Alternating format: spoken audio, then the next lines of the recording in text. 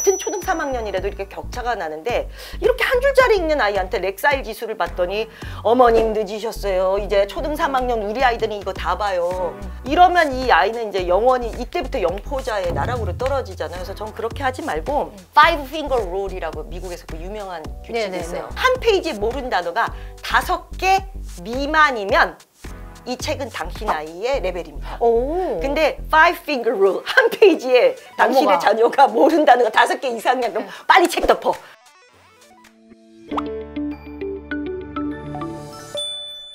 국어에는 4가지 영역이 있잖아요. 듣기, 쓰기, 말하기, 읽기. 구체적인 어떤 방법으로 하셨는지 현진이 사례를 좀 구체적으로 나눠주신다면요. 영어가 이제 사실 제 주력이죠. 엄마표 영어책 읽기인데 자, 듣기에 있어서 되게 중요한 게 있어요. 듣기는 아이가 알아들을 수 있는 수준에서 같이 들어야 돼요. 많은 사람들이 그냥 틀어대면 다 알아듣는다라고 말을 하잖아요. 틀어줄 때 아이가 못 알아듣는 어휘가 그 안에 많으면 많을수록 사실 아이는 그 이미지를 보고 그림만 보죠. 그림만 보고 영상만 보고 그 에펙트 효과를 듣고 그냥 이럴 뿐이지 정말 다 알아듣고 느끼면서 눈물을 흘리고 느끼는 건 아니거든요.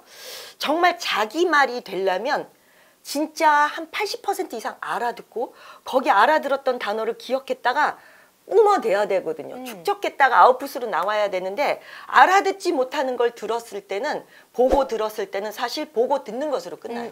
영상물이라든지 듣기, 오디오물을 들을 때 무조건 자기 아이의 수준하고 똑같은 거 또는 다운그레이드를 시키는 게 되게 중요해요. 수준은 어떻게 알아요, 선생님? 자기 아이의 수준은 아이에게 이제 영상을 보다가 제가 지금 무슨 말 한 거야? 저게 어떻게 된 거야? 물어봤을 때 애가 버벅거리고 말 못하면 아닌 거예요. 아닌 거예요. 조금 낮춰야 돼요. 야, 근데 벌써 알아듣고 제가 저렇게 해서 저렇게 된 거야. 거짓말 쳐서 저렇게 된 거야. 이러면 얘 알아듣고 있구나가 나오는데 모르겠어. 계속 제가 왜 저렇게 갑자기 넘어지고 우는 거야? 뭐 영어로 왜 저런 거야? 그러면 몰라. 계속 몰라. 그런데 계속 보고 있다면 그 아이는 사실 그걸 못 알아듣는 거예요. 진짜 좋은 듣기는 우리가 책을 읽어주고 그 책의 내용을 완벽히 숙지한 다음에 들려주는 것이 가장 좋아요. 그럼 내용을 아니까. 스토리북을 다 알려준 다음에 책 딱 덮고 그냥 밤에 잘 때 샥 들으면 생생하게 이게 쫙 들려오거든요. 그러니까 아무 배경 지식 없이 영상 보는 것보다 한 번 책 읽어주고 영상을 보고 한 번 책 읽어주고 오디오로 들었을 때 그 반응은 달라요. 그리고 두 번째는 이제 말하기입니다. 선생님 이 순서가 선생님 하셨던 순서인 거죠? 맞아요. 듣기, 말하기 이 순서로. 처음부터 쓰기를 좀 가르친 적은 없어요. 듣기가 되면 그 다음에 이제 말하기가 돼요. 왜냐하면 자기가 많이 들었던 말을 결국 말하거든요.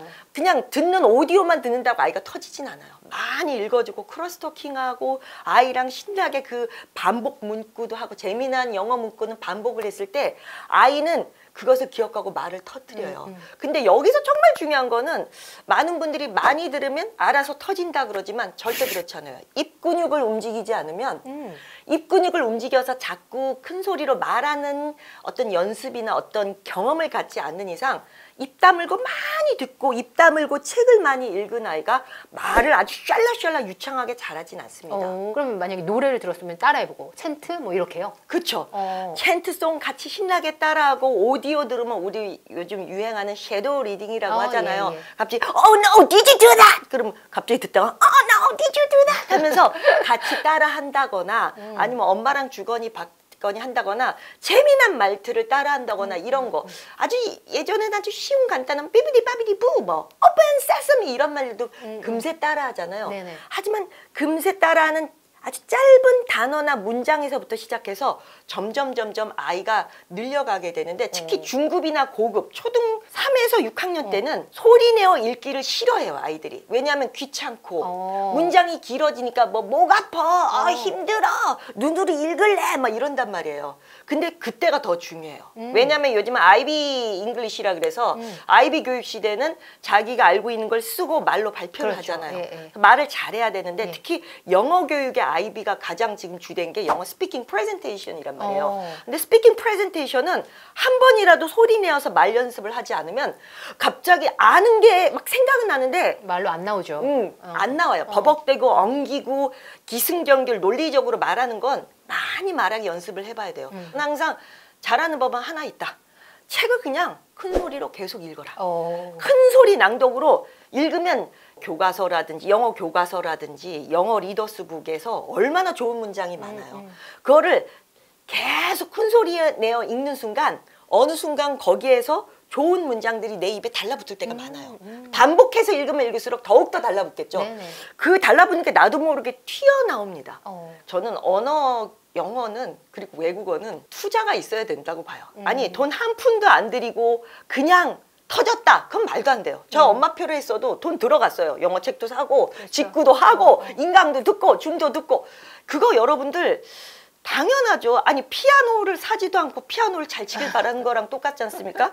근데 그 사실 이제 이 말하기 할 때 마지막에 아이가 꽤 어휘력과 어떤 큰 소리 낭독을 통해서 이제 말하기 능력이 꿈틀꿈틀 될 때 되게 말하고 싶어 해요. 아이가? 외국 사람 보면 막 헬로 괜히 말하고 싶어 하는 그 순간 그 터지고 싶어하는 그 욕구. 왜냐면 나 꽤 영어의 어휘를 알고 뼈다구를 조금 안다. 뼈다구 패턴 문장을 안다 할 정도 되면 사실 요즘 줌이라든지 스카이프 인강 회화의 그 유튜브 화상 영어도 있고. 화상 영어 너무 많아요. 이거 여러분들 아이한테 그 정도는 투자할 수 있어요. 가성비 갑인 것도 많거든요. 그래서 진짜 이제 외국인하고 말할 수 있는 그거를 이제 연결시켜 주는 거죠. 네네. 그 순간 빵 터지고 갑자기 어느 날 막 말이 생각나진 않아요. 저도 제 딸을 키워보면서 왜 이렇게 얘가 영어 강사 딸인데도 영어 말을 너무 못하는 거예요. 이러는데 야 어디 가서 박현영 딸이라고 하지 마. 뭐 이럴 정도로 아이 뭐 되게 이상하게 말을 하는 거예요. 근데 보니까 얘도 연습을 안 하고 얘도 큰소리 낭독으로 다양한 책을 많이 안 읽었기 때문에 아는 게 적으니까 할 수 있는 말도 적은 거예요. 근데 많이 읽고 그걸 많이 입 근육을 움직여서 소리내어 읽는 순간 구구단처럼 나도 모르게 입툭튀 자동 발사 뿡이 돼서 튀어나오더라고요. 그런 노력이 필요할 것 같고 쓰기와 그 다음에 읽기. 3단계는 읽기입니다. 읽기에서 정말 저는 했으면 좋은 게 파닉스예요. 파닉스요? 옛날에 우리는 파닉스 없이도 영어를 공부했어요. 저 때도 파닉스가 없었거든요. 그래서 통단어를 읽고 I am Tom, you are Jane 하면서 영어 교과서 그냥 퉁으로 읽고 가다 보니까 어떤 현상이 발생하냐면 좀 어려운 단어들은 발음을 버벅대고 못하고 하는 법을 모르는데 예를 들어 GN으로 시작된다 그러면 G가 묵음이라는 걸 모르는 거잖아요. 사람들이 이거 꼭 해야 돼요? 하는데 많이 물어보죠. 무조건 해야 된다고 봐요. 왜냐하면 파닉스를 깊이 있게 할 필요는 없지만 파닉스를 통해서 발음 규칙을 익히는 순간 읽는 속도가 더 빨라지고 시간을 단축시킵니다. 파닉스도 많은 사람들이 이거를 무슨 코스북이나 문제집으로 풀어요. 다음 중 A의 발음이 틀린 건. 그럼 입 다물고 1, 2, 3 맵, 이런 식으로 찍거든요. 파닉스는 소리내어 발음하면서 정확한 발음법을 익혀야 돼요. 읽기를 1단계 끝나면 파닉스 규칙을 가지고 리딩 연습을 하는 책이 있어요. 그걸 요즘 이제 용어로 decodable readers라 그러는데 이제 엄마표 영어 교육 하신 분들은 혹은 이제 영어 교육 시장에 사교육 시장에서 가장 많이 유행하는 책이 decodable readers예요. 그래요? decodable readers는 이 발음 파닉스 규칙을 다 녹여낸 스토리북이에요. 그래서 예를 들어 애 발음을 배웠다. 그럼 책 한 권이 다 애 발음 갖고 스토리를 만들어요. Pat is buying the map. 팻이 지도를 사고 있다. She sat on the chair. 그래서 애 발음을 엄청나게 집어넣어요. 그런데 the cat. 너무 좋은 세상이네요. 그런 교재가 따로 나와요? 그런 게 요즘 엄청나요. 그래서 the cat is looking at my map. 이러면 엄청 애 발음을 한 권 내내 스토리북 읽으면서 하다 보면 입이 빠지는 거 아니에요? 입 턱 빠져 진짜. 근데 그 디코더버를 떼면 다 떼고 나면 드디어 이제 완벽하게 우리가 헷갈렸던 발음의 규칙을 스토리 안에서 이제 다 읽게 되죠. 왜냐하면 글자 하나 읽었다고 바로 못 읽잖아요. 그래서 그 디코더블 리드스를 다 끝난 다음에 드디어 읽기에 자신감을 갖게 돼요. 아이들은 전 글자의 발음 규칙을 안 다음에 그 다음에 리더스북으로 가요. 이제 리더스북은 재미난 스토리북이에요. 이제 스토리북이 제가 오늘 꼭 이 자리에서 하고 싶었던 말이 5대5의 비율로 픽션과 넌픽션의 스토리북을 반드시 읽어주셔야 돼요. 중1 때 가면 영어 교과서 지문의 비율이 한 7대3의 비율로 70%가 넌픽션이에요. 사회, 역사, 과학, 미술사 이러다 보니까 그런 논픽션의 그런 팩트를 기반으로 한 그런 스토리가 굉장히 지루하고 재미없게 느껴져요. 왜냐하면 아주 스펙타클한 그런 디즈니 스토리나 재미난 픽션 스토리만 읽었던 아이들이 갑자기 역사, 미술사, 세계사, 비문학이 딱딱해지죠. 전쟁사를 영어로 그것도 읽다 보면 아이들이 힘들어하고 특히 제일 아이들이 힘들어하는 게 과학 지문이에요. 저도 옛날에 현진이를 재미난 스토리북 위주로 공주님 얘기, 뭐 빨려들죠, 빨려들어. 이런 거 했는데 어느 날 이제 딱 초등학교 가서 5, 6학년 때 영어 시험이 엉망인 거예요. 보니까 다 이제 막 넌픽션 스토리들인 거예요. 지문이. 그러니까 아이가 못 푸는 거예요. 과학이나 사회, 역사 지문도. 그리고 중학교 가서는 더욱더 헤매는 거예요. 그래서 그때 느꼈죠. 아, 넌픽션이 얼마나 중요한 건지. 그래서 그때부터 아이랑 넌픽션 스토리를 한 줄짜리, 두 줄짜리, 세 줄짜리로 읽어주면서 과학 지식을 요즘 넌픽션 5, 6, 7세, 8세, 9세용 보면 다 한 줄짜리예요. 한 줄로 역사를 가르치고 한 줄로 과학을 가르치는 아주 그림, 아주 넌픽션 실사 예쁘고 그걸 과학 지식을 가르쳐 주거든요. 그래서 애들은 그거를 너무 재밌게 읽다 보면 어느 순간 한 줄, 두 줄, 세 줄로 과학 지식과 이 넌픽션 비문학의 영어 실력이 어마무시해지는 거예요. 그거랑 픽션의 아주 창의력이죠. 섞어서. 그거랑 쫙 갖고 가면 사실 영어에 이제 앞으로 어려워지는 거에 있어서 아주 기초가 단단해지는데 근데 이제 영어 책이 우리 아이한테 수준이 맞나 안 맞나 많은 분들이 뭐 렉사일 지수, 무슨 뭐 SR 지수 많이 그걸로 얘기하는 것 같아요. 예, 근데 저는 그걸 믿지 않아요. 그리고 심지어 그 렉사일 지수에 너무 연연해 갖고 엄마들이 학원 갔다가 이제 그 점수 보고 막 너무 충격받고 아이를 쥐잡듯이 자꾸 하시는데 사실 우리는 중학교 1학년 때 ABCD를 배웠잖아요. 그런데 우리 아이들 지금 되게 일찍 시작하는데도 불구하고 일찍 시작했기 때문에 바라는 게 너무 많은 것 같아요. 그러다 보니까 지수에 너무 연연하시는데 사실 심지어 미국인들, 영국인들조차도 제가 물어보면 그게 뭐냐 그래요. What is that? 뭐 교육계에 있는 엄마들은 뭐 잘 알겠지만 미국 엄마들한테 뭐 렉사일 지수 뭐야? 그러면 what? 뭐 이런단 말이에요. 그 이유는 뭐냐면 사실 우리가 뭐 코리안 렉사일 지수가 없잖아요. 너 한글책 어떤 애는 굉장히 뭐 고전 문학을 읽을 수 있고 어떤 애는 뭐 로봇 책 읽을 수 있는데 야, 얘 코리안 렉사일 지수 뭐야? 이렇게 묻지 않잖아요. 아이 레벨에 맞게 우리는 책을 쥐어주는데 오히려 모국어에는 되게 관대하고 영어 책에서는 굉장히 엄격한 잣대를 두고 렉사일 지수를 높게 치는데 제가 항상 강연장에서 하는 말이 있어요. 아니 왜 미국의 4학년하고 우리나라 4학년이 걔네 4학년 읽는 책을 읽으려고 드냐.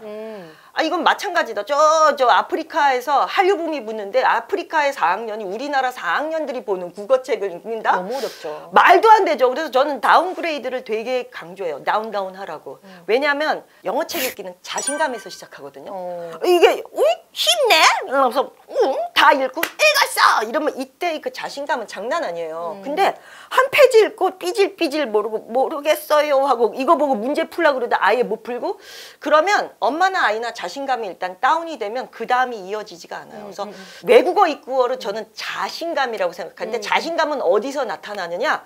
쉽다, 재밌다, 내가 할 수 있다, 도전해 볼 수 있다 해서 시작되는데 그게 바로 약간만 다운그레이드 시키거나 아니면 비슷한 수준, 내가 할 수 있는 수준? 내 아이가 일찌감치 뭐 5살 때부터 영어를 시작한 아이들 그러면 한 초등 3학년 때 이 아이는 굉장히 레벨이 높을 거예요. 영어를 뒤늦게 시작한 아이들이 진짜 8살 때 막 파닉스 더듬더듬 시작했다 그러면 이 아이 초등 3학년 때도 잘 한 줄짜리도 못 읽는단 말이에요. 근데 초등 3학년짜리 같은 초등 3학년이라도 이렇게 격차가 나는데 이렇게 한 줄짜리 읽는 아이한테 렉사일 지수를 봤더니 어머님 늦으셨어요. 이제 초등 3학년 우리 아이들이 이거 다 봐요. 이러면 이 아이는 이제 영원히 이때부터 영포자의 나락으로 떨어지잖아요. 그래서 전 그렇게 하지 말고 Five Finger Rule이라고 미국에서 그 유명한 규칙이 있어요. Five Finger Rule. Five Finger Rule. 이래서 리딩 규칙에서 미국 선생님들마다 다 쓰는 말인데 한 페이지에 모르는 단어가 5개 미만이면 이 책은 당신 아이의 레벨입니다. 근데 Five Finger Rule 한 페이지에 당신의 자녀가 모르는 단어가 5개 이상이야. 그럼 빨리 책 덮어. 다운그레이드 시켜. 이거예요. 자신감에서 많이 떨어지는 부분이 쓰기인 것 같아요. 맞아요. 쓰기가 다른 영역은 답니다. 요즘에 듣기, 말하기, 읽기는 잘하는 친구들이 굉장히 많다가 쓰기에서 무너지고 쓰기까지 연결이 안 되는 경우도 많거든요. 쓰기에는 어떤 포인트가 있을까요? 첫 번째는요. 엄청난 어휘력을 쌓아야 돼요. 어휘력이요? 예. 어휘력이 딸리면 쓰다가 다 막혀요. 근데 이 어휘력은 단어집을 달달달 외워서 하는 것뿐만 아니라 두 번째는 많은 책을 읽어야 돼요. 그 책 속에서 그 어휘의 쓰임새를 알아야 되거든요. 내가 유기견을 발견했다. 유기견을 구출하기로 했다. 여기서 구출도 갑자기 쓰려고 그러면 못 써요. 구출? 세이브인가? 세이브가 구출하단가? 레스큐인가? 그래서 전 두 가지를 말하고 싶어요. 첫 번째, 예문이 많은 단어집. 반드시 영어 예문 쓰임새와 함께 단어집을 익혀야 되고요. 두 번째는 아까도 또다시 이제 원론적으로 얘기를 들어갔지만 넌픽션과 픽션의 책을 많이 읽어야 된다. 왜냐하면 전 그렇게 생각해요. 아니 아까는 뭐 스토리북 읽으면 단어 익혀진다며요 라고 하지만 스토리북에서 커버하지 못하는 단어들도 분명 있을 거예요. 한정돼 있으니까. 그렇죠. 그래서 단어 필수 단어집, 우리가 쓰기에 필요한 수많은 단어를 장르별로 모아둔 이 단어집은 상당히 필요해요. 두 번째, 패턴 라이팅 북이라고 있어요. 패턴. 그래서 계속 뼈다귀 문장을 줘요. 예를 들어서 뭐 뭐뭐에 따르면 according to 라는 걸 하나를 딱 패턴을 줘요. 그러면 BBC에 따르면 BBC 뉴스에 따르면 according to BBC News, according to 이걸 해서 연습을 계속 이제 몇 번씩 써. I am so sorry to 어쩌고 저쩌고. 그러면 처음에는 아이 뭐 이런 거 별거 아니네 하지만 패턴 라이팅이 요즘 모든 영어 쓰기의 첫 단계 책으로 많이 시중에 나와 있거든요. 그래서 내 뭐 편집 잘 돼 있고 내 눈에 익혀 있는 거를 사갖고 매일 한 페이지씩 그 패턴을 소리내어 읽으면서 쓴다. 여기서 이게 되게 중요해요. 소리내서. 많은 사람들이 쓸 때 그냥 입 다물고 계속 쓰는데 이것을 소리내어 쓸 때 내가 구구단처럼 옛날에 하늘 천 땅지 거무련 누룽황 만약에 소리내어 쓰지 않고 입 다물어 썼다면 이게 까먹었을 텐데 네네. 소리내요. 네네. 그래서 패턴을 소리내면서 자꾸 쓰다 보면 패턴이 입으로도 딱 박히고 머리로도 박히고 손에도 익숙해져요. 저는 이제 개인적으로 여기에 꿀팁 하나를 더 드린다면 저는 상당히 좋은 글들을 일부러 많이 소리내어 쓰고 한 번씩 써봤어요. 왜냐면 진짜 좋은 글은 모방해서 저는 나온다고 봐요. 좋은 말도 마찬가지고 그래서 거기 걸 모방했다가 내 거를 조금 바꿔서 쓰기도 하고 그래서 저 옛날에 영어 국제행사 MC 봤을 때 갑자기 내가 막 영어로 뭐라고 멋진 말을 하고 싶은데 맨날 Hello ladies and gentlemen welcome to 하는 게 아유 너무 이제 식상한 거예요. 그래서 그때부터 오프라 윈프리를 맨날 봤어요. 그러면 오프라 윈프리가 맨날 쓰는 멋진 말들이 있어요. Oh wow, what a nice day. 뭐 와 이러면 저 말 좀 이제 베껴서 내 말식으로 바꿔갖고 wow, what a nice day. 뭐 이러면 쟤 참 말 잘한다. 뭐 맞아요. 그래서 좋은 말을 베끼는 거, 네, 너무 중요하죠. 좋은 글을 베끼는 거를 좀 강조하고 싶어요. 오늘 박현현 선생님의 조언이 자녀의 외국어 학습을 놓고 고민하는 분들께 귀하게 전해졌을 것 같습니다. 장시간 함께해 주셔서 감사합니다. 감사합니다. 바이바이. 대기자 TV